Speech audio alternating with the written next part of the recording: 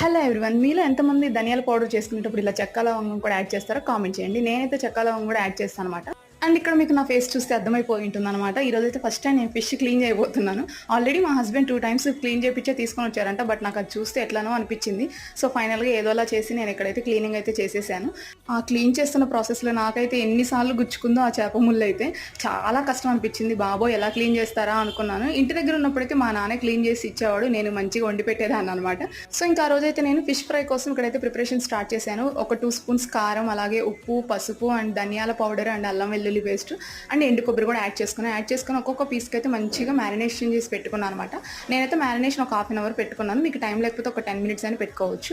ఇక్కడ ఆయిల్ చూపించాను కదా, అంత లైట్ ఆయిల్ వేసుకొని మనం ఫిషెస్ అన్ని పెట్టుకున్న తర్వాత పైనుంచి కూడా లైట్గా ఆయిల్ వేసి క్లోజ్ చేయాలి. లిడ్ క్లోజ్ చేస్తే ఏంటంటే మంచిగా 2 సైడ్స్ అనేది ఫ్రై అవుతుంది. సో ప్రాసెస్ మొత్తం సిమ్లోనే చేసుకోవాలి. అండ్ ఫైనల్గా కరివేపాకు యాడ్ చేసుకుంటే టేస్ట్ మాత్రం అదిరిపోతుంది.